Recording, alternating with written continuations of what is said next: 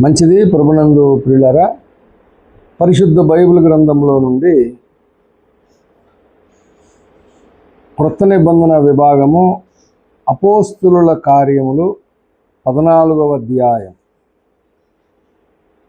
అపోస్తులుల కార్యములు 14వ అధ్యాయం 22వ వచనాన్ని నేనే చదువుతాను. మూలవాక్యం కనుక మీరు గమనించాలని ప్రభునామమున మనవి చేస్తున్నాను. అపోస్తులుల కార్యములు 14వ అధ్యాయం 22వ వచనం. శిష్యుల మనస్సులను దృఢపరిచి విశ్వాసమందు నిలకడగా ఉండవలెననియు, అనేక శ్రమలను అనుభవించి మనము దేవుని రాజ్యములో ప్రవేశింపవలననియు వారిని హెచ్చరించిరి. చిన్న మాట ప్రార్థన చేసుకొని పరిశుద్ధాత్మ సహాయము, దేవుని సహాయమును వేడుకుందాం. మహాపరిశుద్ధుడు, ప్రేమగల మా తండ్రి, మహోన్నతుడా, సర్వోన్నతుడా, జీవాధిపతి యేసయ్య, నీ పరిశుద్ధ పాదములకు వందనాలు, స్తుతులు, స్తోత్రములు నాయన. ఈ సాయంకాల సమయంలో నీ మహాకృపను బట్టి, ప్రేమను బట్టి, మీరు ప్రేమించిన ఈ కుటుంబం నాయన హర్ష షైనీలను ఇచ్చిన కుమారుని షైని వాళ్ళ అమ్మగారిని బట్టి నీకు వందనాలు. ఈ సమయంలో వారి పట్ల మీరు చేసినటువంటి కార్యములను బట్టి కృతజ్ఞతగా నాయన ఇదిగో ప్రభువా, నాయన ఇదిగో ప్రారంభించబడిన కృతజ్ఞతగా పెట్టుకున్న ఈ కూడికను బట్టి నీకు వందనాలు. ఇప్పటివరకు పాటల ద్వారా నిన్ను స్తుతించి కనపరిచే భాగ్యము దయచేసినందుకు వందనాలు.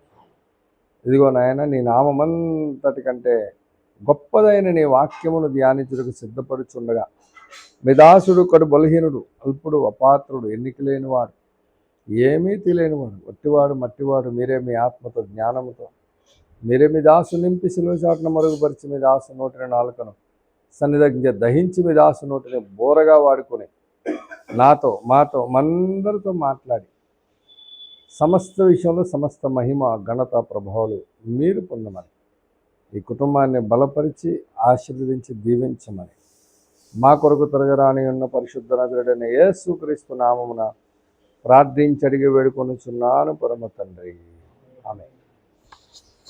మంచిది ప్రభునందు ప్రియులారా, చదవబడినటువంటి లేఖన భాగాన్ని మనము ధ్యానము చేసుకోవడానికి ముందు కొన్ని విషయాలు నేను చెప్పాలని ప్రేరేపించబడి ఉన్నా. నిజానికి ఇందాక చెప్పే కదా, తెల్లవారుజాము 4 గంటలకు వచ్చాను. ఇంటికి వచ్చేటికల్లా 5 అయినట్టుంది. 5 గంటలకు పడుకున్నా, 11 గంటలకు లేచి టిఫిన్ చేశా. ఫుల్ బాడీ పెయిన్స్, జ్వరం చూస్తే 99 ఉంది, కానీ పెయిన్స్ మాత్రం చాలా ఎక్కువ ఉన్నాయి. ఇంకా నేను ఈరోజు పోవటానికి కొంచెం కష్టమే.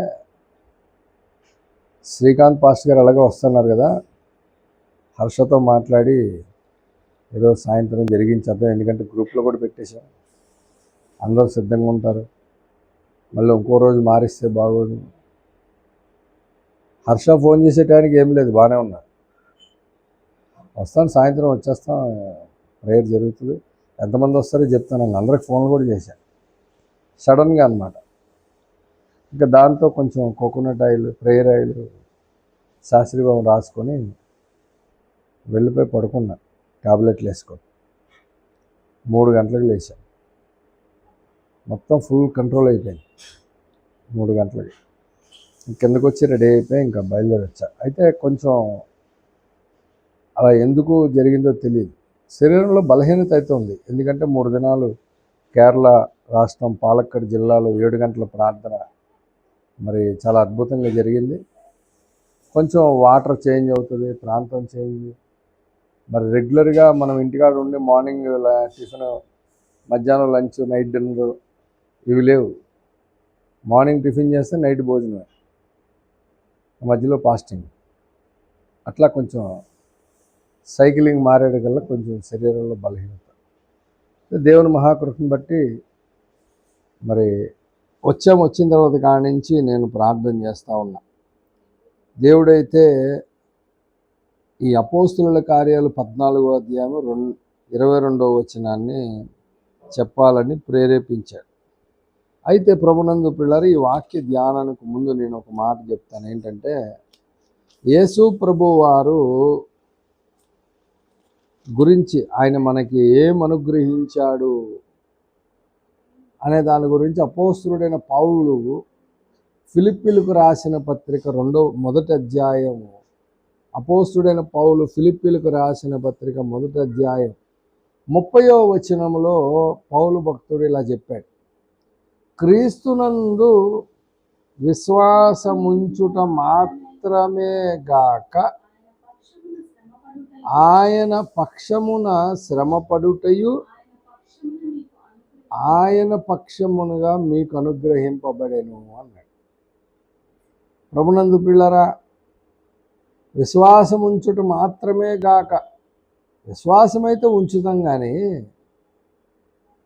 పరలోకం అనుగ్రహింపబడెను, పరలోకములో మహిమ అనుగ్రహింపబడెను, పరలోకంలో పదవులు అనుగ్రహింపబడెను, పరలోకంలో నీ కొరకు బంగారపు రోడ్లు వేసి నీ కొరకు మైసూరు ప్యాలెస్ లాంటి ఇల్లు అనుగ్రహింపబడెను. ఎలాంటివి చెప్తే బాగుంటుంది కానీ ఏమనుగ్రహించాడట? ఆయన పక్షమున.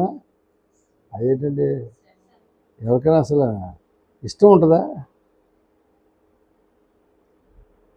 మొన్న ఆదివారం ఎప్పుడో చెప్పినట్టున్నాను, కొందనల్లిలోనో అక్కడ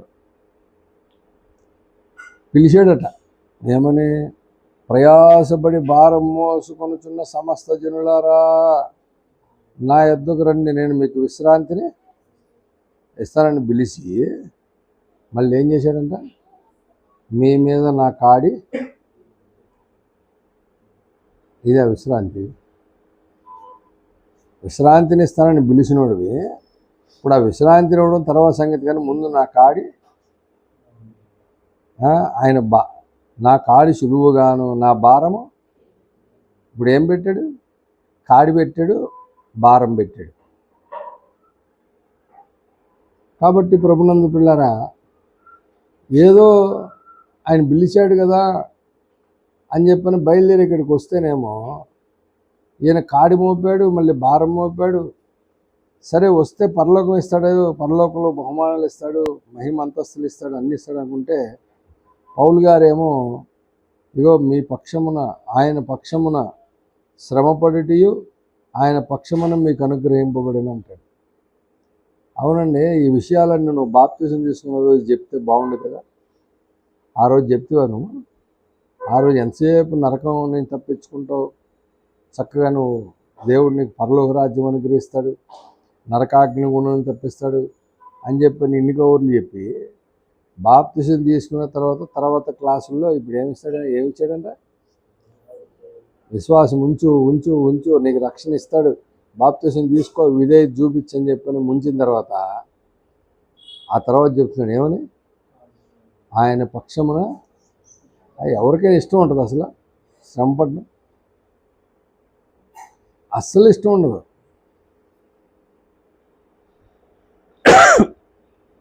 క్రైస్తవ సమాజమే కాదు, మిగతా హైందవ సమాజంలో లేదా ఇతర మతాల విశ్వాసంలో ఉన్నటువంటి వారు కానీ ఎవరికి కూడా శ్రమపడడం అనేది అసలు ఇష్టం ఉండదు. మరి క్రైస్తవ సమాజంలో మాత్రం డైరెక్ట్గా పౌలు గారు మీకు శ్రమ పడుటయు ఆయన పక్షమును మీకు అనుగ్రహింపబడినని చెప్పి అంటాడేంటి? అంటే ఇలాంటివి అనుగ్రహిస్తారు, ఇంకేమన్నా చేయాలి కానీ ఒక గొప్ప భాగ్యం ఏంటంటే ప్రభునందు ప్రియులారా, ఈ విశ్వాసముంచుట మాత్రమే అనే విశ్వాసమును గురించి మాట్లాడుతూ మరి దీనిని ఈ లోకంలో ఉన్నటువంటి మనుషులందరూ గొప్పగా ఎంచేది ఒకటి ఉంది. విలువలోను దాని ఆ విషయంలో, ఆ పదార్థ విషయంలో మనుషుల యొక్క ఆలోచనలోను చాలా వ్యత్యాసం ఉంది. అది హిందూస్ అవనే, క్రిస్టియన్స్ అవనే, ముస్లిమ్స్ అవనే, వేరే మతస్థులు కానీ దాన్ని చాలా ఘనంగా ఎంచుతారు. ఏంటది? బంగారం కదా. బంగారం అంటే ఎవరికి ఇష్టం లేదు? అందరికి ఇష్టమే. ఒకవేళ ఇష్టం లేని వాళ్ళు ఎవరైనా ఉంటే కనుక పెంతుకోస్తలో ఉంటారు. ఎందుకంటే వాళ్ళు ఎలాగో సమర్పించేసుకున్నారు కాబట్టి ఇష్టం లేని వాళ్ళు ఎవరు ఉండరు. ఈ లోకంలో మనుషులందరూ దేన్నైతే ఇష్టపడి దేన్నైతే ఘనంగా ఎంచుతున్నారో దానికంటే అమూల్యమైందంట. ఏంటది? విశ్వాసం. దానికంటే అమూల్యమైంది. అంత అమూల్యమైన విశ్వాసమును ఉంచుట మాత్రమే గాక ఆయన పక్షమున శ్రమపడుటయు మీకు అనుగ్రహింపబడనన్నాడు. శ్రమ దేనికి?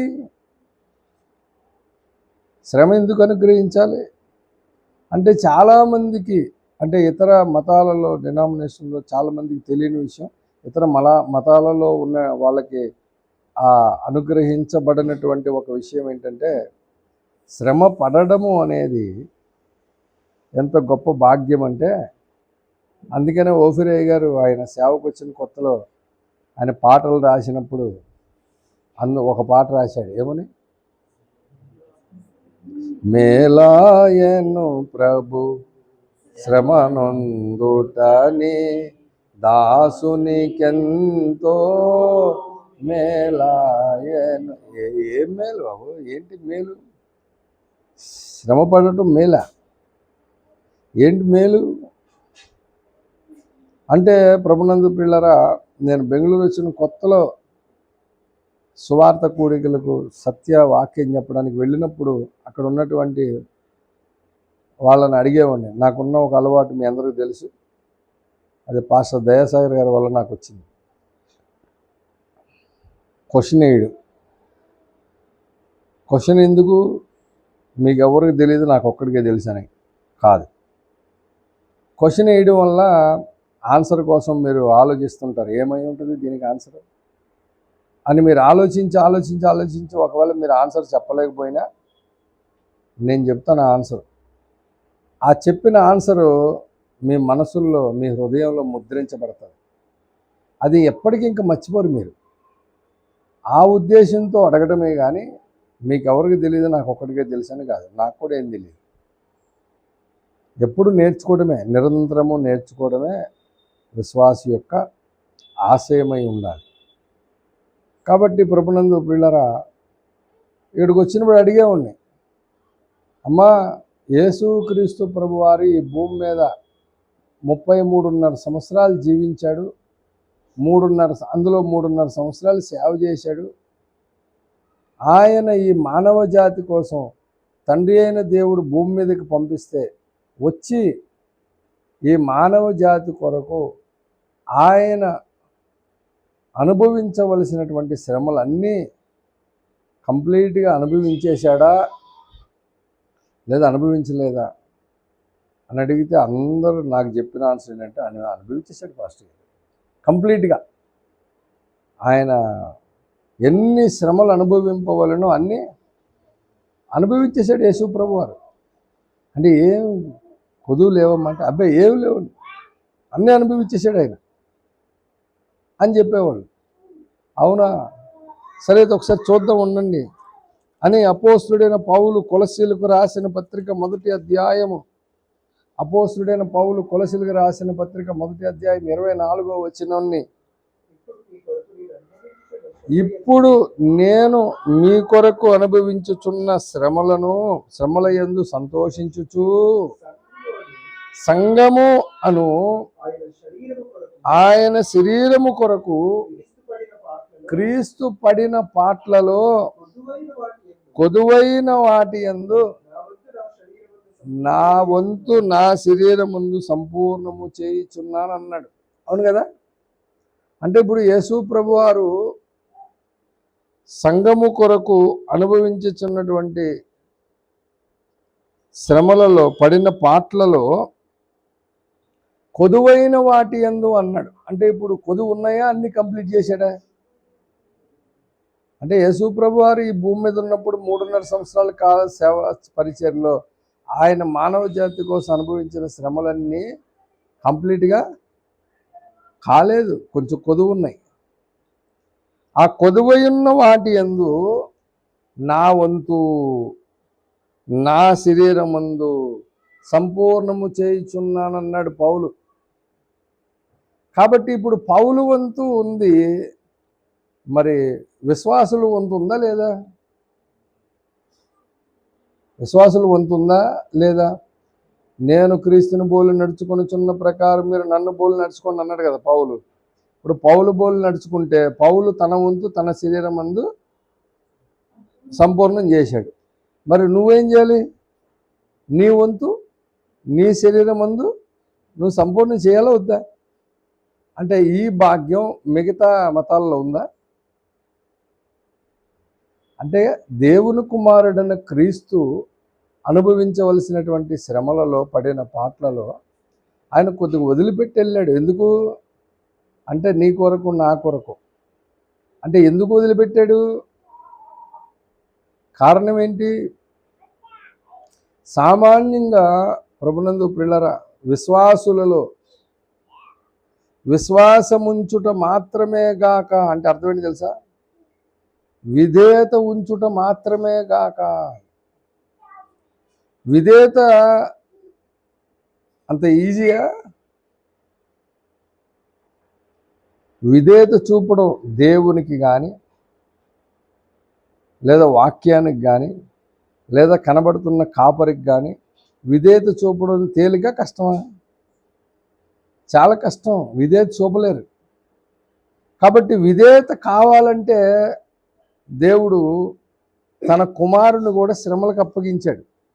అలా అప్పగించడం ద్వారా హెబ్రీయులకు రాసిన పత్రిక 5వ అధ్యాయము 8వ వచనం ప్రకారం, హెబ్రీ పత్రిక 5వ అధ్యాయం 8వ వచనంలో ఆయన కుమారుడయుండి తాను పొందిన శ్రమల వలన ఏమొచ్చింది? విధేయత నేర్చుకున్నాడు. ఎవరు? యేసు ప్రభు వారు విధేయత చూపించాల్సిన దానికి ఎవరైనా ఆయనకంటే పైన ఎవరైనా ఉన్నారా? విశ్వచక్రవర్తి ఆయన, ఒకడు పొమ్మంటే పోను, ఒకడు రమ్మంటే వచ్చును. అట్లాంటి విశ్వచక్రవర్తి భూమి మీదకి వచ్చి దేవుడు ఆయనకు అనుమతించిన శ్రమలలో విధేయత నేర్చుకున్నాడు. ఇప్పుడు విశ్వాసులకు కూడా విధేయత కావాలి అని అంటే ఏముండాలి కంపల్సరిగా? అప్పుడు శ్రమలు ఉండాలంటే యేసు ప్రభు వారు ఆయన అనుభవించాల్సిన శ్రమల్లో కొన్ని ఏం చేయాలి? ఉంచకుండా అన్నీ కంప్లీట్ చేశాడు అనుకో, మన జీవితకాలంలో విధేయత వస్తుందా?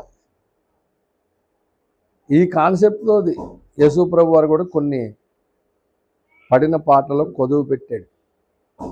ఇది ఎంత గొప్ప భాగ్యం అంటే ప్రభునందు ప్రియులారా, దాని గురించినటువంటి ఆ విషయము అర్థమైన వాళ్లకు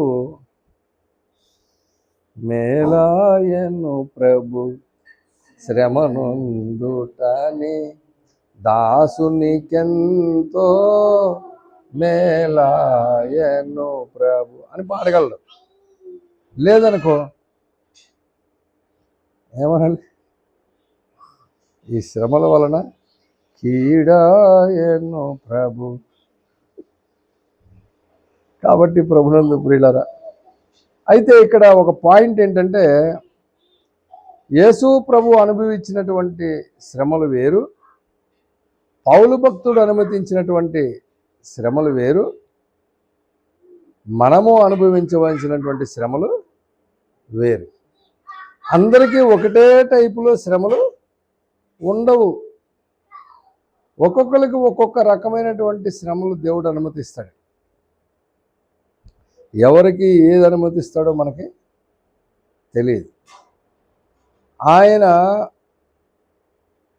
జగత్తు పునాది వేయబడక మునిపే చేసినటువంటి నిర్ణయము చొప్పున సమస్త కార్యములు భూమి మీద జరిగిస్తున్నాడు. ఉదాహరణకు చెబుతున్నా, ఓఫిరి గారికి వచ్చినటువంటి శ్రమలు ఇంకెవరికైనా వచ్చినాయి అనుకోండి, ఏమవుతాడు?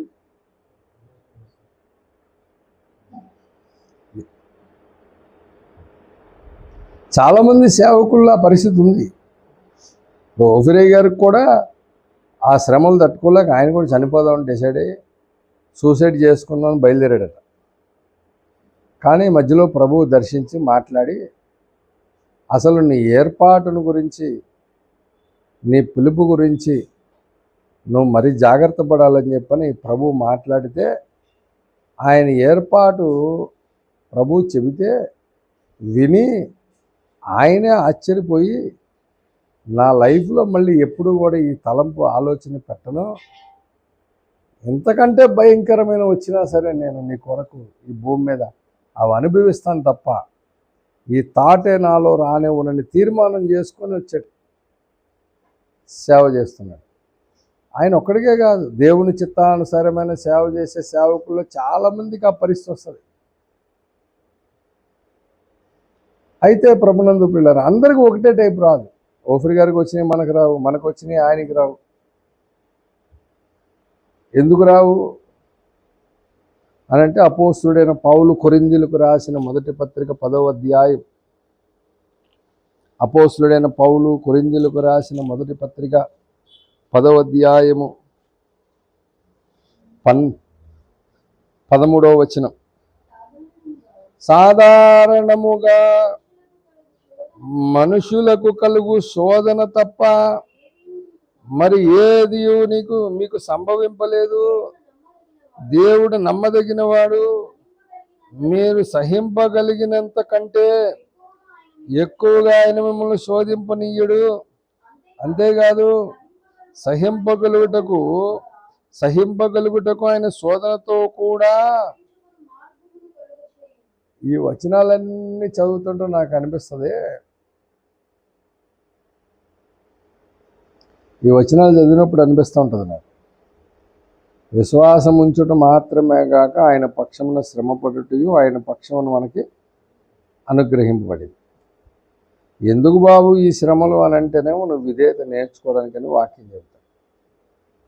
ఎందుకునైనా ఈ పరిస్థితి అంటే, జగత్తు పునాది వేయబడక మునుపై నిర్ణయించాడు, ఆ నిర్ణయం చొప్పున సమస్త కార్యాలు జరిగిస్తున్నాడు అంటాడు. సరే, ఏ నిర్ణయం చేసావు నాయన నువ్వు అంటేనేమో, సహింపగలిగినంతకంటే ఎక్కువగా శోధన రాదట. మళ్ళీ ఎందుకు రాదు? సహింపగలిగినంతకంటే ఎక్కువగా ఎందుకు రాదు? ఒకవేళ ఎక్కువ వస్తే గనక నువ్వు తట్టుకోలేవు, నీ వల్ల కాదు. యేసు ప్రభువుని, రక్షణని, మొత్తం సమస్తను వదిలేసి పారిపోతావు. అంటే ఎంత క్లారిటీ ఉంది అంటే, ప్రతి విశ్వాసిని గురించినటువంటి బయోలాజికల్గా దేవుడు సృష్టించాడు కాబట్టి మనలను గురించినటువంటి మొత్తం యేసయ్యకి తెలుసు. 2010వ సంవత్సరం అక్టోబర్ 4వ తారీఖున నాకు ఓపెన్ హార్ట్ సర్జరీ అయింది. ఇంచుమించు 6 నెలలు ఏం చేసుకోవాలి, తినడం తప్ప, కలిపి పెడితే అలా చెంచాతో తినడం తప్ప ఏమి చేయలే. కొంచెం ఏదైనా ఒంగోని ఇట్లా తీసుకున్నామంటే డాక్టర్ నర్సు ముందే చెప్పారు, నువ్వు వంగకూడదు బాబు, కిందకి ఇట్లా వంగకూడదు, ఎందుకంటే ఈ ఎముకలన్నిటికీ క్లిప్పులు వేసారు లోపల. ఒక్క క్లిప్ డిస్టర్బ్ అయితే మాత్రం మళ్ళీ పోయాల్సి వస్తుంది, చాలా ప్రాబ్లం అయిపోద్ది. అంటే మరి ఎన్నాళ్ళ వరకు అంటే ఇంచుమించు 4 నుంచి 6 నెలలు నీ స్నానం నువ్వు చేయకూడదు, బరువులు మోయకూడదు, వంగకూడదు. మరి ఏం చేయాలంటే తినటం పడుకోవడం అన్నట్టు, మందులు వేసుకోవడం, తినటం పడుకోవడం. 6 నెలలు నేను అనుభవించిన బాధ. అప్పుడు అనుకున్నా, ఏ పగోడికి కూడా ఇట్లాంటి పరిస్థితి రాకూడదని. కానీ ఇలా ఉంటానని అసలు నాకు అప్పుడు తెలియదు. అప్పుడు నేను అనుకున్నా, అంటే ప్రతి ఒక్కరి జీవితంలో దేవుడు అనుమతించే ఆ శ్రమ సహింపగలిగినంత కంటే ఎక్కువగా పెట్టలేదు. మళ్ళీ సహింపగలుగుటకు ఆయన శోధనతో కూడా మళ్ళీ ఏం పెట్టాడంటే, అదెందుకు పెట్టడం మళ్ళీ నువ్వు? మరి ఎంతవరకు సహిస్తాడో లేదో చూడొచ్చుగా, కొంచెం వెయిట్ చేయొచ్చుగా. అంటే వెయిట్ చేస్తే మళ్ళీ నాకు దొరకడు, చూద్దామని చెప్పని నేను వదిలేశాను అనుకో, నేను ఎంతో ప్రణాళిక చేసి రక్షణలోకి నడిపించుకున్న విశ్వాసిని మళ్ళీ నాకు దొరకకుండా పోతాడు. పోతే అప్పుడు నా ప్రణాళికలో యేసుక్రీస్తు వారి కొరకు సిద్ధపరుస్తున్న సంఘ కన్యకలో ఒక జీవకణం లేకపోతే సంఘ కన్యక సంపూర్ణంగా తయారు కాదు. ఎంత ప్లాన్ అంటే ఒక వ్యక్తి విశ్వాసి జీవితంలో ఎంత ప్లాన్ చేశాడు.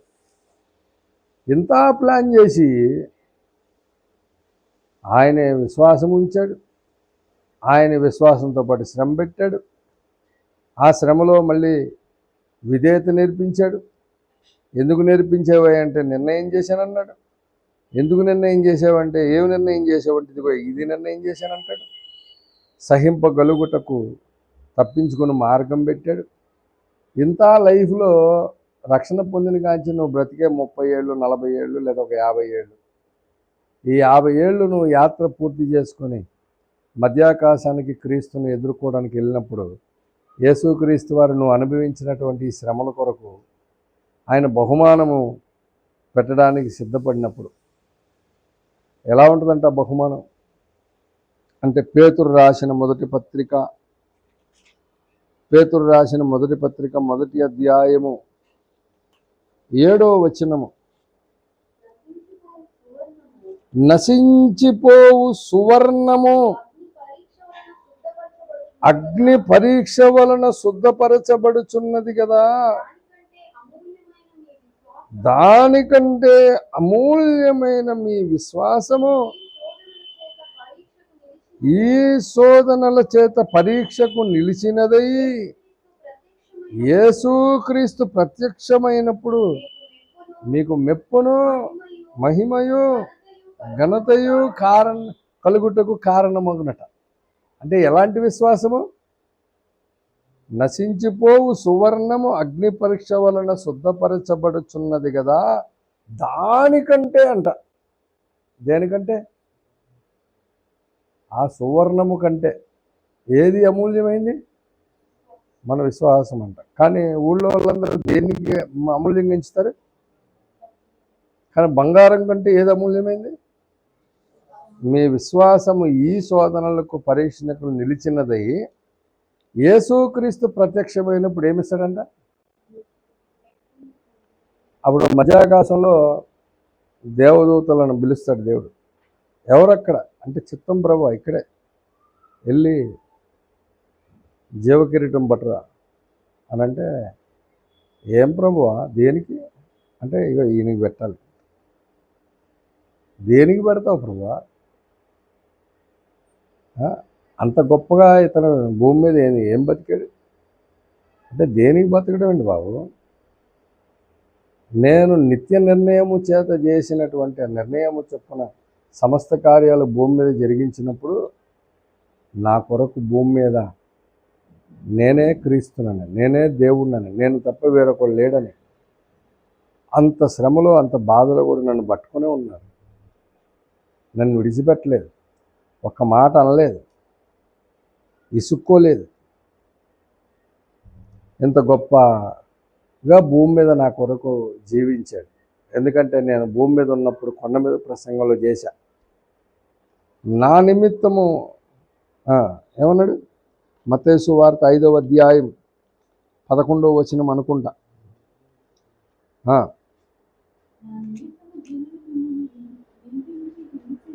నా నిమిత్తము జనులు మిమ్మల్ని నిందించి హింసించి మీ మీద అబద్ధముగా చెడ్డ మాటలెల్లా పలుకున్నప్పుడు మీరు ధన్యులు, సంతోషించి ఆనందించుడి, పరలోకమందు మీ ఫలం అధికమగును. ఇలాగున మీరు మీకు పూర్వమందు ఉండిన ప్రవక్తలను హింసించిరన్న యేసు ప్రభువారు భూమి మీద ఉన్నప్పుడు చెప్పినటువంటి ఈ మాటను బట్టి మన జీవితంలో కలుగుతున్నటువంటి శోధనలు, పరీక్షలకు మన బంధువులు, మన చుట్టాలు, మన స్నేహితులు, మన ఊళ్ళో వాళ్ళు ఏమంటారు?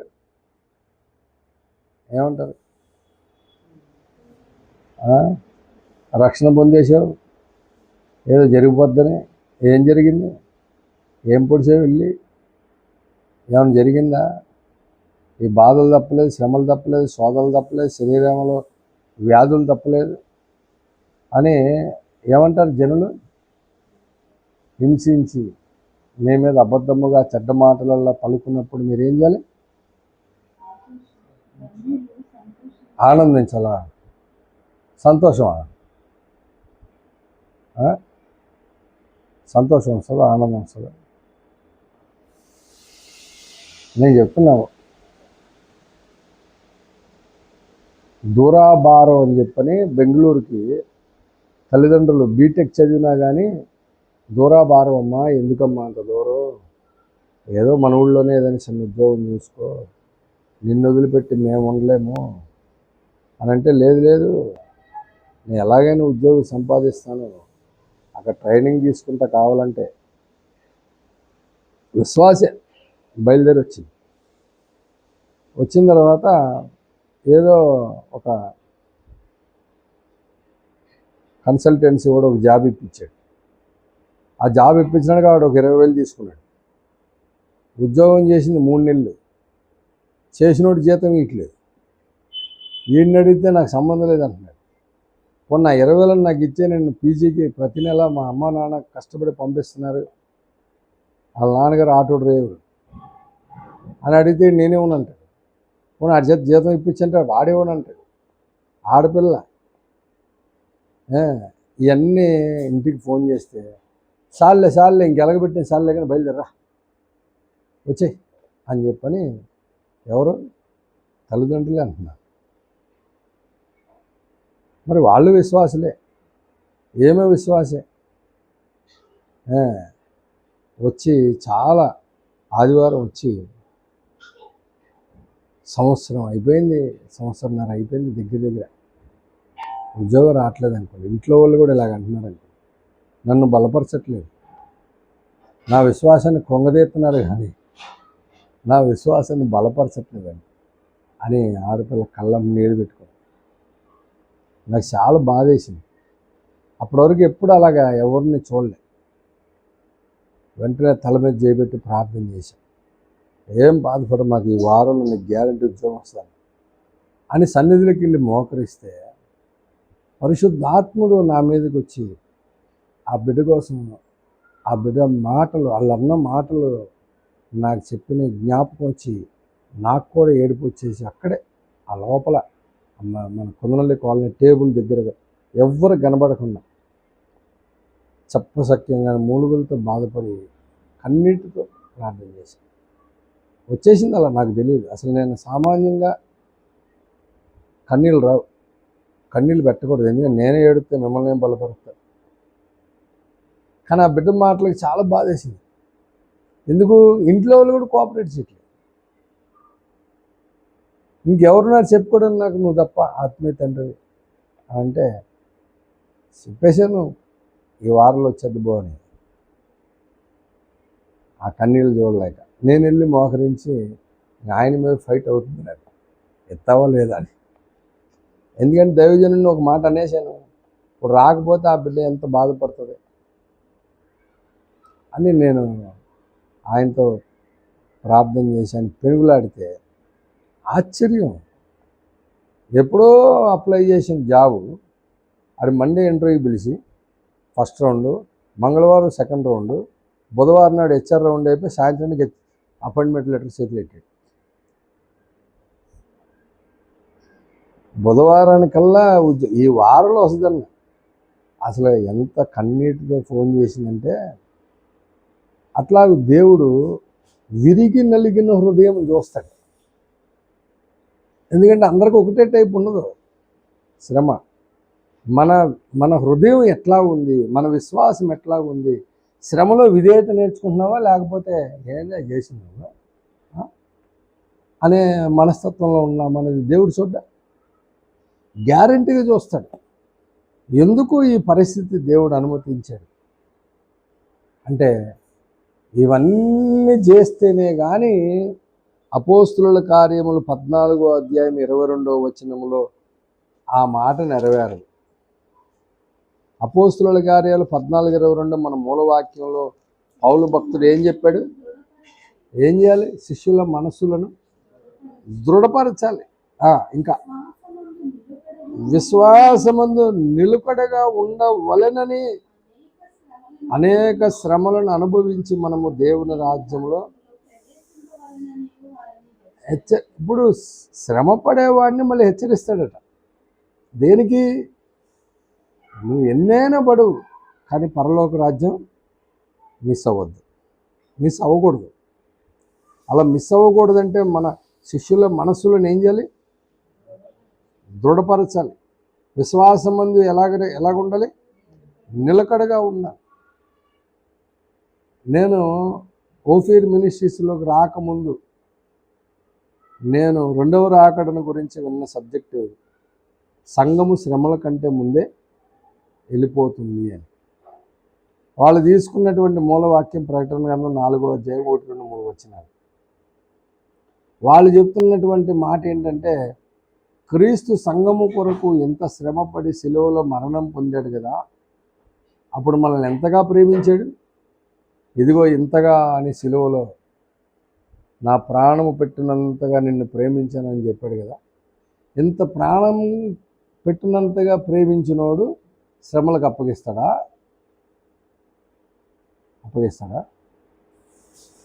ఏం అప్పగించడు. ఎట్టి పరిస్థితి.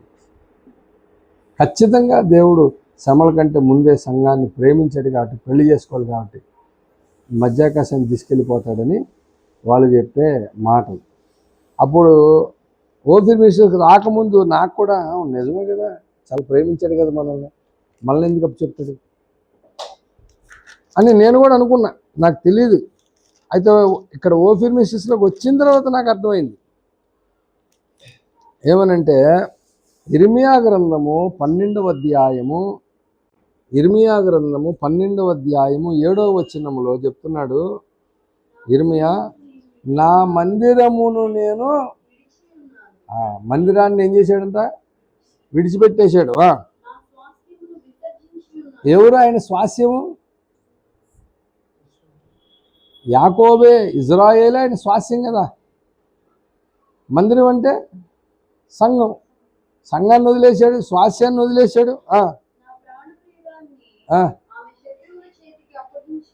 ఏంటంటే ఎవరంట ఆమె?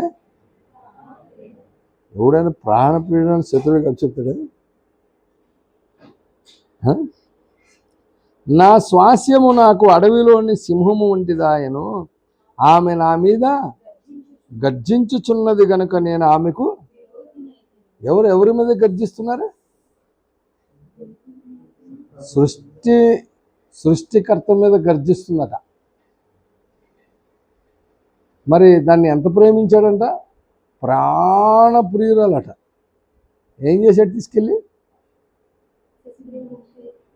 మరి ఇజ్రాయేల్ని అయితే అప్పచెప్తాడంట, దేవుని ఇజ్రాయేల్ని మాత్రం అప్పచెప్పడా? మునుపు జరిగిందే.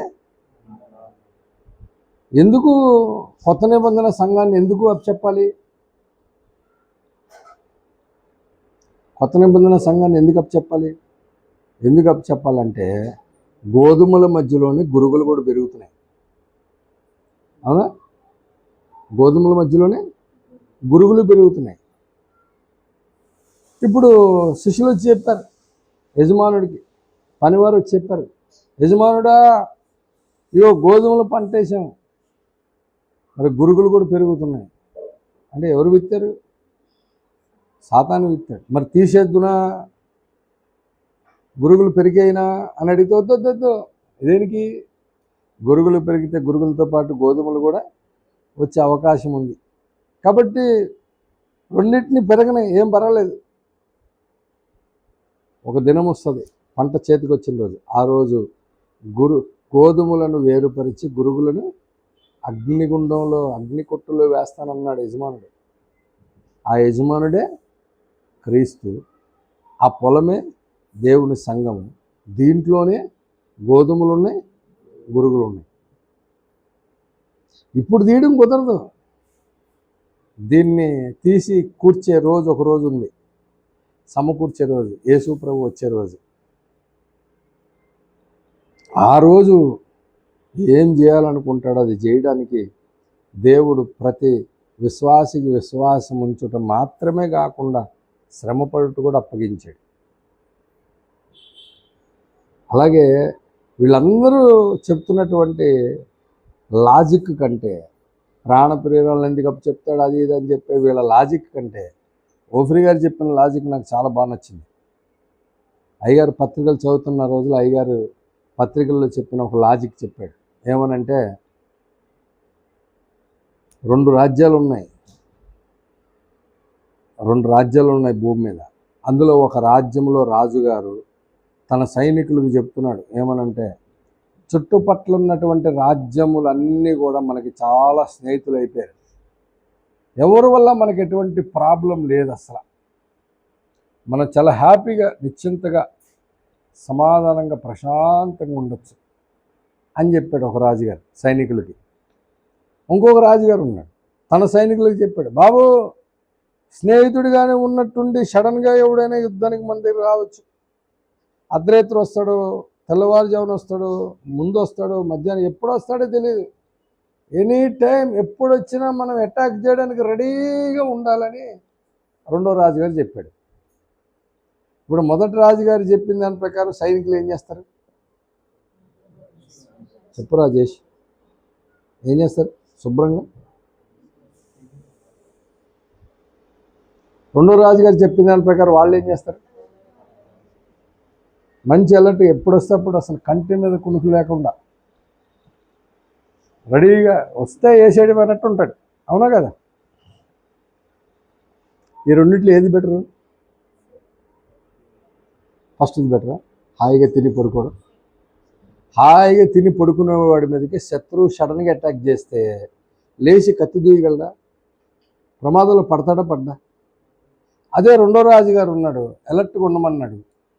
ఇప్పుడు వీడి మీదకి సడన్గా వచ్చాడు అనుకో, ఖచ్చితంగా గెలుస్తాడు, గెలవడం. శోధన, ఆ శ్రమ, ఆ శత్రువు నుంచి బయటపడతాడు, పడ్డా?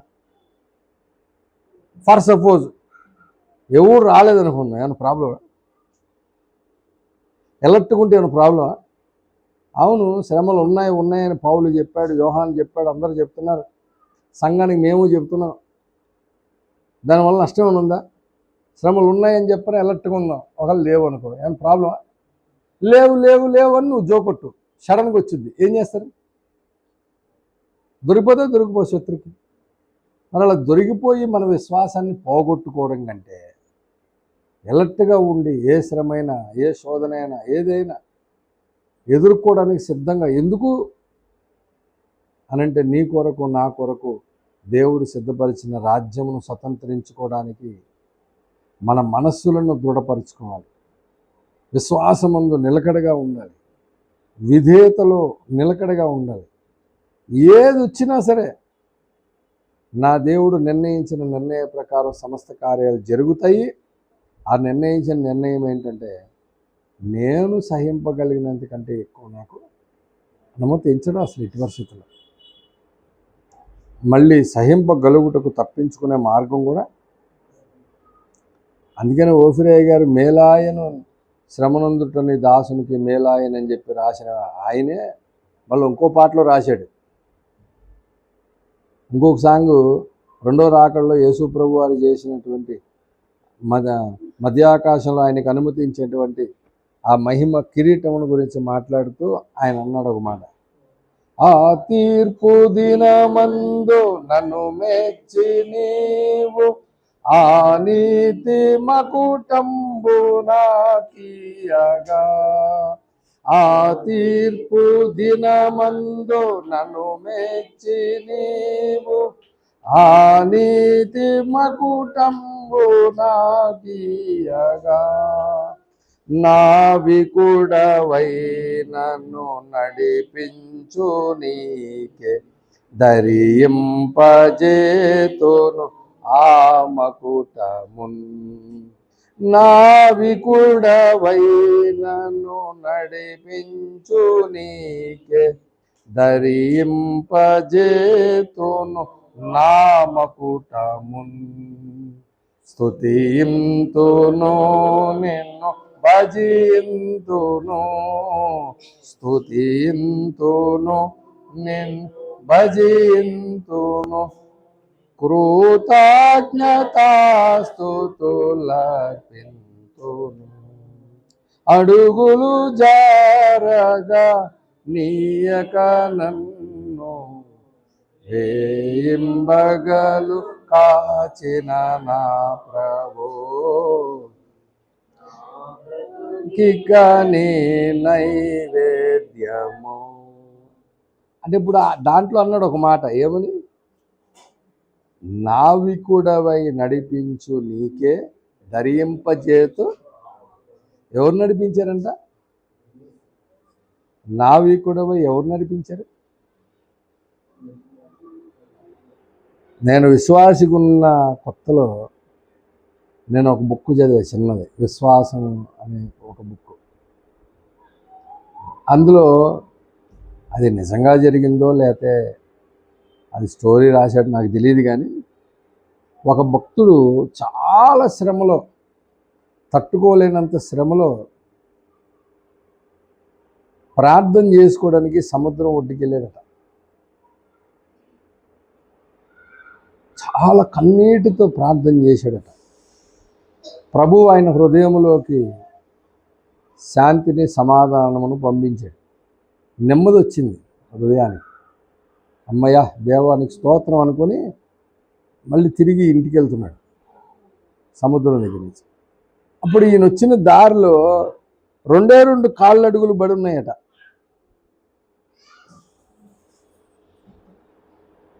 ఇప్పుడు తిరిగి వెళ్తుంటే ఈయన 2 అడుగులతో పాటు ఇంకో 2 అడుగులు పడుతున్నాయట పక్కన. అప్పుడు ఆ విశ్వాసికి ఒక డౌట్ వచ్చిందంట, ప్రభువా, అంత శ్రమలో నేనున్నాను కదా, నేను వచ్చేటప్పుడు ఈ అడుగులు నా ఇవన్నీ, ఈ నెమ్మది దొరికిన తర్వాత నన్ను కిందకి దింపావు అని అడిగాడట. అడిగితే ప్రభు చెప్పాడంట, ఆ అడుగులు నీ కాదు, నాయ అన్నాడంట. అప్పుడు ఎక్కడున్నా నేనంటే నా చేతిలో ఉన్నాడు. శ్రమలో విశ్వాసం ఎక్కడ ఉంటాడు? ఆయన సముద్రం ఒడ్డుకొచ్చేప్పుడు ఆయన ఎత్తుకొని వచ్చాడట ప్రభు. ఈ శ్రమ దిగిన తర్వాత, శ్రమ తీరిన తర్వాత, నెమ్మది దొరికిన తర్వాత ఇప్పుడు ఆయన్ని దింపి ఆయనతో పాటు ఈయన కూడా నడుస్తున్నాడు. మనం అనుకుంటాం వదిలేసాడని జనరల్గా, కానీ ఆయన వదలడు, ఆయన ఎత్తుకొని ఉంటాడు మనల్ని. కాబట్టి ప్రభునందు ప్రియులరా, ఇదంతా దేనికి? ఇదంతా దేనికి అంటే పరలోక రాజ్యములో మనము ప్రవేశించడానికి. లేదు, ఇవేం పెట్టలేదనుకో దేవుడు, ఇవేం అనుమతించలేదనుకో, అందరూ హ్యాపీగా వచ్చేస్తారు. వస్తారు, అందరూ వచ్చేస్తారు బ్రహ్మాండంగా. అందుకనే వాక్యంలో ఏం చెప్పాడంటే, పిలువబడిన వారు అనేకులు, ఏర్పరచబడిన వారు కొందరే అన్నాడు. ఆ ఏర్పరచబడిన వాళ్ళు ఎవరున్నారో వారికే ఇవన్నీ దేవుడు అనుమతిస్తాడు, అందరికి అనుమతించడు. వాళ్లకు ఈ శ్రమ, బాధ ఇవన్నీ అనుమతిస్తున్నాడు. నీ జీవితంలో నీకు నెమ్మది లేదు, సంతోషం లేదు, అంతా చాలా కన్ఫ్యూజ్గా, గజిబిజిగా ఉంది, నాకు ఎందుకు ఇలాగ ఉందని చెప్పి నేను అనుకుంటున్న ప్రతి ఒక్కరికి తెలుసుకోవాల్సిన విషయం ఏంటంటే, నువ్వు ఏర్పాట్లో ఉన్నావు కాబట్టి నీకు ఈ పరిస్థితి. నువ్వు ఏర్పాట్లో లేవు అనుకో, అన్నీ బాగుంటాయి, అంతా హ్యాపీగా ఉంటుంది, అంతా సవ్యంగా ఉంటుంది. నీ బాట బ్రహ్మాండమైనటువంటి పూల బాట, ముళ్ళ బాట కాదు. పూల బాటలు ఎవడన్నా నడుపుతాడు, ముళ్ళ బాటలో నడవాలి. దేవుడు నడిపించిన ఆ బాటలు నడిచినప్పుడు ఆ విశ్వచక్రవర్తి అయిన యేసు ప్రభు వారు నేర్చుకున్న విధేయత నువ్వు నేర్చుకుంటావు. ఎందుకు అంటే విధేయత అనేది లేకుండా నువ్వు ఏ పని చేయలేవు. ఈ భూమి మీద శ్రమల ద్వారా నువ్వు విధేయత నేర్చుకోకపోతే విశ్వములో నీకు దేవుడు అప్పగించిన ఏ పని కూడా నువ్వు చేయలేవు. కాబట్టి విశ్వంలో నువ్వు ఆ పనిని దేవుడు అప్పగించిన దాన్ని కంప్లీట్ చేయాలి అంటే ఈ భూమి మీద ఖచ్చితంగా నువ్వు విధేయత నేర్చుకోవాలి. తప్పదు, అది తప్పనిసరి. అది నేర్చుకోవడం కొరకే దేవుడు అనుమతించే ఈ శ్రమలు. కాబట్టి వీటి విషయంలో మన మనస్సు ఎట్లా ఉండాలంటే, ఆయుధంలాగా ఉండాలి. చూడండి, పేతురు రాసిన మొదటి పత్రిక 4వ అధ్యాయం 1వ వచనం. పేతురు రాసిన మొదటి పత్రిక 4వ అధ్యాయం 1వ వచనం. క్రీస్తు శరీరమందు శ్రమ పడెను గనుక మీరును అట్టి మనస్సును ఆయుధంగా ధరించాలి. పేపర్లాగా సుమా చిరిగిపోగలదు. ఆయుధంలాగా ధరించాలి అంటే నీ మనసు ఎలాగ ఉండాలి? అన్నిటికీ రైట్, సిద్ధం.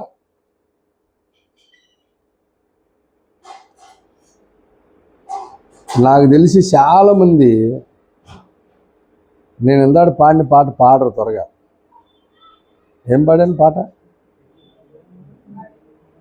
నీవు పలుకగా నేను ప్రేమించేదా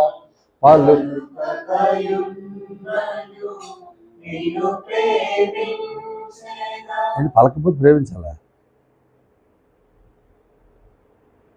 పలకపోతే ప్రేమించాలా? ఆ స్టాండర్డ్లోకి ఒక విశ్వాసి రావాలంటే తన జీవితంలో ఎన్ని మలుపులు తిరగాలి? కాబట్టి బైబిల్ చూడండి. అలా నువ్వు ఎప్పుడైతే ఆ స్టెప్లోకి వస్తావో అలా వచ్చాడు కాబట్టే పౌలు ఏమన్నాడు? భూమి మీద ఉండగానే ఏమన్నాడు? నా పరుగు కడముట్టించి తిని మంచి పోరాటము పోరాడి తిని నా పరుగు కడముట్టించి తిని నా విశ్వాసమును కాపాడుకుంటుని నా కొరకు నీతి కిరీటం ఉంచబడి ఉన్నది అన్నాడా? నేను ఎందాడు చెప్పింది జీవ కిరీటం, అది మధ్యాకాశంలో. కానీ భూమి మీద ఉండగానే పౌలు నీతి కిరీటం ఉంచబడి ఉందన్నాడు. ఈ తరం పౌలు ఏమంటున్నాడు? ఆ నీతి మొక్కటము నీకు ధరింపజేస్తానంటున్నాడు. ఎప్పుడు వస్తాడు ఆ స్టెప్లోకి? చింతకాయ పచ్చడి చేసినప్పుడు వస్తాడు. ఎవరిని?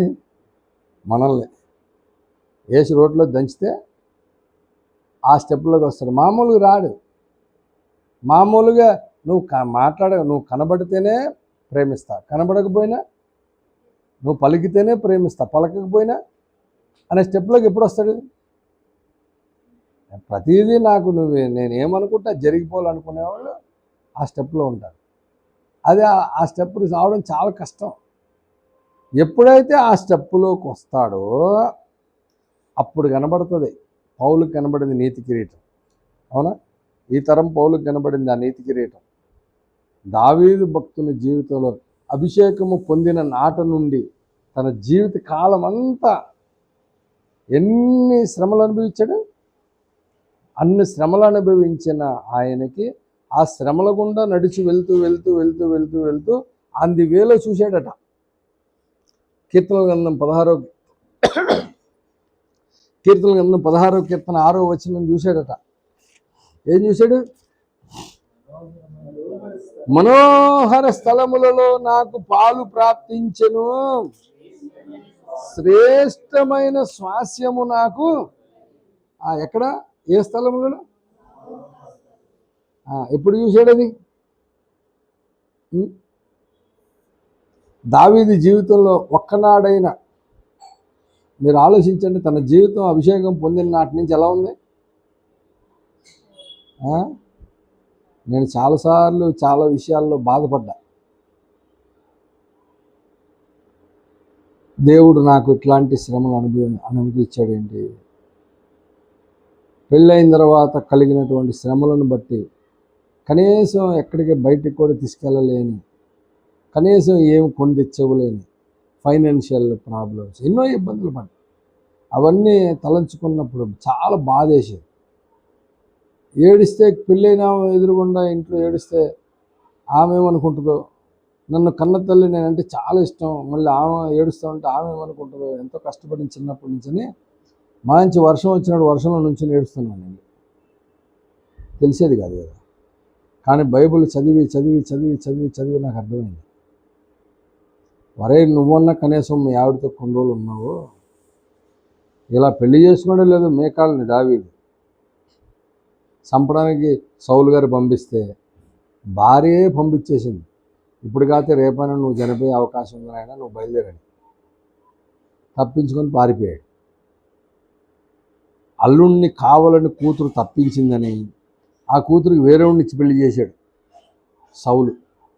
ఇది తెలిస్తే దావీదుకి ఎలా ఉంటుంది చెప్పండి? ఇప్పుడు దానికంటే పెద్దదని అదేమన్నా శ్రమ? భక్తుల జీవితాల్లో వాళ్ళు అనుభవించినటువంటి శ్రమల కంటే మన ఎక్కువ.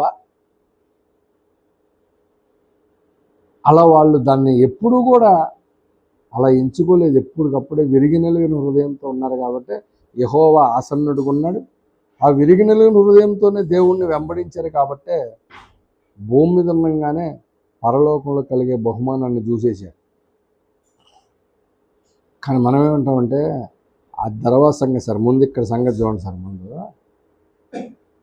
దీన్ని దాల్చండి తర్వాత చెప్తురు కానీ అవన్నీ కౌర్లు అని అంటే అవన్నీ పెద్ద విశేషం కదా దేవుడికి. ఏమైనా విశేషమైనా నేను చాలాసార్లు మన చర్చిలో చెప్పాను, దేవుడు తెలుసుకుంటే రాత్రికి ఏం చేస్తాడు? రాత్రికి ఏం చేస్తాడు? ఎవడికి నిద్ర పట్టకూడదు అడికి పట్టకుండా చేస్తాడు చేయడు. ముద్దుగా వేసేద్దాం అనుకున్నాడు. ఎవరు? హామాను అనుకున్నాడా? అనుకున్న రోజే అహశ్వరేష్ మహారాజు నిద్ర లేకుండా చేశాడు. దేవుడు చేశాడు లేదు? దేవుడు తలుచుకుంటే నిద్ర లేకుండా చేయగలడు, దేవుడు తలుచుకుంటే తాకీదులు మార్చేయగలడు, దేవుడు తలుచుకుంటే ఏదైనా. నేను ఎందుకు దేవుని సన్నిధిలో అమ్మాయి కొరకు ప్రార్థన చేశానంటే చెప్పాను ఇందాక. కానీ దానికంటే గొప్ప కార్యాలు చూశాను నేను. సాక్ష్యం చెప్తుంటే విన్నా చెవులతో. ప్రభునందు ప్రియులారా, నా లైఫ్లో నేను విశ్వాసిగా ఉన్న 3 సంవత్సరాల విశ్వాస జీవితంలో ఒక సాక్ష్యం విన్నాను విజయవాడలో. ఇప్పుడు ఆయన సేవ చేస్తున్నారు పాస్టర్ గారు. మొన్నే వాళ్ళ ఊళ్ళో కోటాలు పెట్టారు. రిటైర్డ్ మెడికల్ కాలేజీ వైస్ ఛాన్సలర్కి ఆయన అటెండర్, ఫ్యూన్, రిటైర్ అయిపోయాడు, సేవ చేస్తున్నాడు. ఆయన చెప్పిన సాక్ష్యం నాకు షేక్ చేసింది, నా జీవితంలో నా విశ్వాసాన్ని చాలా బలపరిచింది. అంటే అలా చేయగలడు దేవుడు అని. శంకర్రావు గారు తల్లిదండ్రులు, భార్య, 2 ఆడపిల్లలు, వీళ్ళందరినీ ఆయన వడ్రంగి పని చేసి పెంచేవాడు. శివభక్తుడు. ప్రతిరోజు తెల్లవారుజామున శివాలయానికి వెళ్ళి పూజ చేసి నామాలు పెట్టుకుని వచ్చేవాడట. ఆయనకున్న కష్టాలు బాధలు చూసి ఒక ఆయన చెప్పాడట, యేసుప్రభుని నమ్ముకోండి సార్ అని. అదే కదా ఇప్పుడు ప్రాస్పరిటీ గాస్పెల్. ఈ రోజుల్లో కూడా ఇంకెక్కువ ఉంది. ఆ రోజుల్లో ఆయనకి చెప్తే ఆయన సరే ప్రభువుని నమ్ముకోమంటున్నాడు కదా చూద్దామని అక్కడ దగ్గరలో పట్టమటి సెంటర్లో యజ్ఞమూర్తి వేణుగోపాల్ గారి సంఘం ఉంటే అక్కడికి వెళ్ళి ప్రార్థన చేసుకుంటూ ఉన్నాడు. కొన్ని దినాలు ప్రార్థన అయిన తర్వాత ఒక సండే వేణుగోపాలయ్య గారు శంకరరావు గారిని చూసి, శంకర్రావు దేవుడిని గవర్నమెంట్ ఉద్యోగం ఇస్తున్నాడు అన్నమాట. ఏంటయ్యారు? ఏంటంటే గవర్నమెంట్ ఉద్యోగం. లాస్ట్ ఇయర్తో నా ఏజ్ బారైపోయింది అయ్యారు. నేను 10 ఏళ్ళు అయింది దగ్గర ఎంప్లాయ్మెంట్ రిజిస్ట్రేషన్ చేయించి అది మురిగిపోయింది. ఎట్లా అయ్యారు నాకు ఉద్యోగం వస్తుంది అంటే ఏమో నాకు తెలియదు, వస్తుంది అంతే. దేవుడు చెప్తున్నాడు, లేదయ్యా నాకు రాదు అంటే మళ్ళీ తల మీద చేయబెడితే దేవుడు ఈయనకు ఉద్యోగం వస్తుంది అంటున్నాడట. ఏమో శంకరం నాకు తెలియదు, ఇస్తానాడు అంతే, ప్రార్థన చేసుకోమని చెప్పని పంపించాడు. ఆ పంపించిన 2-3 రోజుల తర్వాత మన ఆంధ్రప్రదేశ్ గౌరవనీయులు స్వర్గీయ ఎన్టీ రామారావు గారు బ్లడ్ ఏదో కొంచెం చేంజ్ వచ్చిందని మార్చుకోవడానికి అమెరికా వెళ్ళాడు 1984-82లో. ఆయన వెళ్తా నాదెండ్ల భాస్కరరావు గారిని ఆపద్ధర్మ ముఖ్యమంత్రికి కూర్చోబెట్టాడు.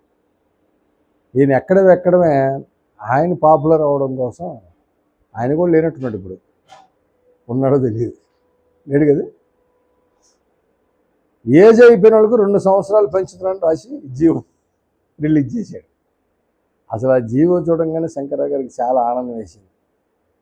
అమ్మ బాబోయ్, దేవుడైతే అద్భుతంగా జీవో మార్చాడు. కానీ ఎంప్లాయ్మెంట్ నుంచి అప్పట్లో ఇది వస్తే కానీ జాబ్ రాదు, ఇంటర్వ్యూ కార్డు. గవర్నమెంట్ జాబ్స్ కరెక్ట్గా ఎంప్లాయ్మెంట్ నుంచి రావాలి, ఎలా వస్తుంది అని.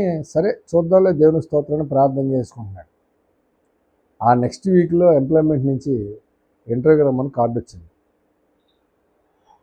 10 ఏళ్ళు అయింది, నేను రెన్యూల్ కూడా చేయించట్లేదు, ఇది ఎలాగా సాధ్యం అని ఆ కార్డు పెట్టుకుని ఎంప్లాయ్మెంట్ ఎక్స్చేంజ్కి వెళ్తే అక్కడ ఉన్న గుమస్తా ఈయనతో చదువుకున్న క్లాస్మేట్ అట్ట. ఈయన మురిగిపోయినన్ని పక్కకి తీస్తారు కదా, చూసినప్పుడు అవినిగడ్డ శంకర్రావు, అరే ఇది నా క్లాస్మేట్, వీడేంటి ఇలాగా వదిలేశాడని చెప్పని ఆయన రెన్యూల్ చేస్తాడంట ప్రతి 3 ఏళ్ళకి ఒకసారి. ఇప్పుడు 10 ఏళ్ళ నుంచి చేస్తున్నాడు. కార్డు వచ్చింది, దేవుని స్తోత్రం అండి. ఎంత ఆనందంగా ఉంటుంది. ఇప్పుడు వెళ్ళి వెంటనే అయ్యగారిని కలిశాడు, కార్డు ఇచ్చాడు. అయ్యగారు కాగితం, ఆ కంపెనీ పేరు, మొత్తం గవర్నమెంట్లో ఏ పోస్టో చూసి, అప్పుడు అయ్యగారు అమ్మగారు ఇద్దరు టెలిఫోన్ ఎక్స్చేంజ్లో క్లాస్ 1 జాబ్ హోల్డర్స్, ఇద్దరు ఆఫీసర్స్. అమ్మగారు వెంటనే కార్డు చూసి ఆ డిపార్ట్మెంట్కి ఫోన్ చేసి, రేపు అవినిగడ్డ శంకర్రావు వస్తాడు, మా విశ్వాసి, మీరు ఆయనకి ఓకే చేయాలి జాబ్ అని చెప్పింది. ఇంకెంత ఆనందంగా ఉంటుంది. వెళ్ళాడు, ఇంటర్వ్యూ అయిపోయింది, వచ్చాడు, 1 ఫీట్ అని పంపించారు లెటర్.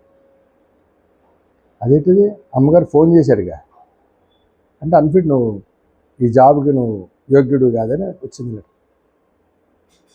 అదే ఇంకో వారానికి ఇంకో లెటర్ వచ్చింది. మొత్తం 3 వస్తాయంట ఎంప్లాయ్మెంట్ నుంచి. సెకండ్ 1 వచ్చింది. మళ్ళీ వచ్చి అయ్యగారు జీవించి ప్రార్థన చేస్తున్నాడు. ఈసారి అయ్యగారే నాకు బాగా తెలిసినాడు అని చెప్పి ఫోన్ చేశాడు ఆయన. మనోడే శంకరరావు వేసాడు ఉద్యోగం అన్నాడు. రైట్ అయ్యగారు, మీరు చెప్పిన తర్వాత వేయకుండా ఉంటావా, అది కూడా పాయే, రాలా. ఇంక అయిపోయినట్టే అనుకున్నాడు బాబు. మళ్ళీ ఇంకో లెటర్ వచ్చింది. ఆ లెటర్ పట్టుకొని ఒక్కడే ప్రార్థన చేస్తున్నాడు. దేవుడు ఆయనతో మాట్లాడాడు. ఏమని తెలుసా, ఫస్ట్ టైం ఉద్యోగం వచ్చింది అనుకో, నా పేరు చెప్తావు, అమ్మగారి పేరు చెప్తావు. సెకండ్ టైం ఉద్యోగం వచ్చింది అనుకో, ఎవరి పేరు చెప్తావు.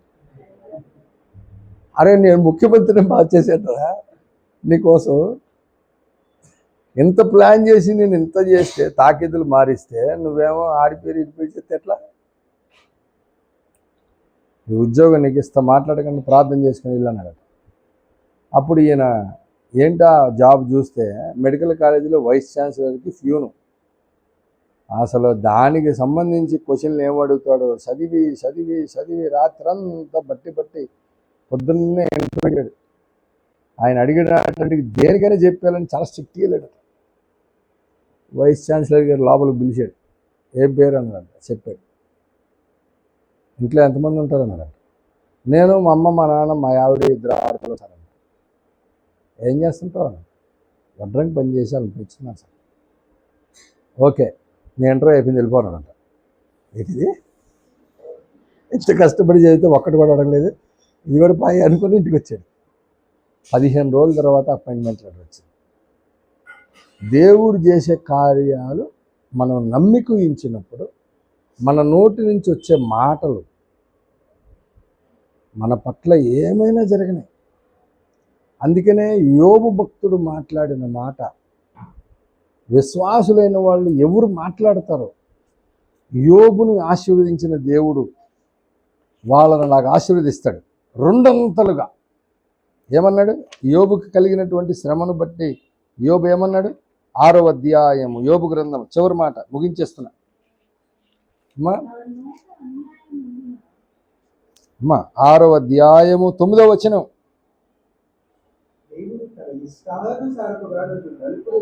అలలో నలిపేస్తావా బాబు, ఇప్పుడు నలిపించాలదో. 10 మంది పిల్లల బాయే, నడినెత్తి మొదలుకొని అరికాల వరకు మొత్తం అన్ని కురుపులాయే. వచ్చిన స్నేహితులేమో నన్ను ఆడుకుంటున్నారు, నువ్వేం భక్తుడివా ఏట్రా, ఏమనుకుంటున్నావు నువ్వని. ఈ శరీర బాధ ఒక లెక్క అయితే, వీళ్ళు ముగ్గురు మాట్లాడే బాధలు, ఆ మాటలకే అన్నాడు ఈయన. చాలా మాటలు అన్నాడు. అసలు నేను పుట్టకపోయింటే బాగుండేది, నా తల్లి గర్భంలోనే చచ్చిపోయి ఉంటే బాగుండేది, అసలు నా తల్లి గర్భంలోంచి బయట రాకుండా ద్వారాలు మూసుకుంటే బాగుండేది. అంటే ఎన్ని మాటలు వాళ్ళు మాట్లాడకపోతే ఆ మాటలు ఉంటాడు బాధకి. ఇట్లాంటి భక్తుడు ఒక పక్క శరీరం నిండా శ్రమలు, ఒక పక్కేమో స్నేహితులు మాటలతో గాయాలు పరుస్తున్నారు. అట్లాంటి పరిస్థితుల్లో కూడా 6:9 అంటాడు, దేవుడు నలపాలంటే నువ్వు ఎక్కడ ఉండాలి? ఉంటావు మరి చేతిలో? మనం చేతులు ఎక్కడ ఉంటాం? వదిలేసి పరిగెడతా ఉంటాం. మన త్రోవ మనకు ఉంటుంది కదా. అది ఒకవేళ పిలిచినా సరే పలకడు. ఏంటి పలకం మనం. మనలో చాలా ఉంటుంది. అవన్నీ సెటరేట్ అయ్యి దేవుని రాజ్యంలో ప్రవేశించి ఉన్నతమైన బహుమానంలో కూర్చోవాలంటే దానికి కావాల్సినంత విధేయత ఈ భూమి మీదే నేర్చుకోవాలి. ఆ నేర్చుకోవడం కొరకే దేవుడు మన జీవితంలో ప్రతీదీ అనుమతిస్తాడు. అనుమతించిన ప్రతిదానికి శిరస్సు వంచి, ఓకే ప్రభా నీ ఇష్టం, నా చిత్తం కాదు ప్రభా, నీ చిత్తమే జరిగింది అనేటువంటి విశ్వాసం, విధేయత మనలో ఉండాలి. అప్పుడు దేవుడు నీ పట్ల జరిగించే కార్యాలు ఎలాగుంటాయంటే ఇంకా ఆగిపోమన్నా ఆగిపోవు. ఉన్నాయే 2 రొట్టెలు, నేను నా కొడుకు తిని చచ్చిపోదాం అనుకుంటే ఇప్పుడు పెనం మీద రొట్టె ఎట్లాగా ఉంది, గిన్నెలో పిండి ఎట్లాగా ఉంది, బుడ్డిలో నూనె ఎట్లాగా ఉంది. ఆగమంటే ఆగుద్దా? కరువు తీరిపోయే వరకు తీస్తూ ఉంటే వచ్చేస్తూ ఉన్నాయి. అలా దేవుడు మనల్ని దీవించాలంటే ఒక్క అప్పం చేసి పట్టడం నాకని చెప్పినప్పుడు ఆ విధేయత కలిగి అప్పం చేసి పట్టుకెళ్ళి, ఆ విధేయత మనలో రావడం కొరకే దేవుడు అనుమతించేది మన లైఫ్లో ప్రతి ఒక్కటి. దానికి మన మనస్సును ఆయుధముగా సిద్ధపరచుకొని దేవుని వాక్యానికి కనెక్ట్ అయ్యి దేవునికి విధేయత కలిగి, వాక్యానికి విధేయత కలిగి ఉంటే దేవుడు మన జీవితంలో చేసే ఈ కార్యాలు రాబోయే పరలోక రాజ్యంలో దేవుడు అనుగ్రహించినటువంటి ఆ బహుమానాలు చూసినప్పుడు మన కనులు మిరుమిట్లు గొలుపుతాయట. అట్టి భాగ్యం ప్రభు మనకు దయచేయను గాక. ఆమేన్. రండి ప్రార్థన చేసుకుందాం.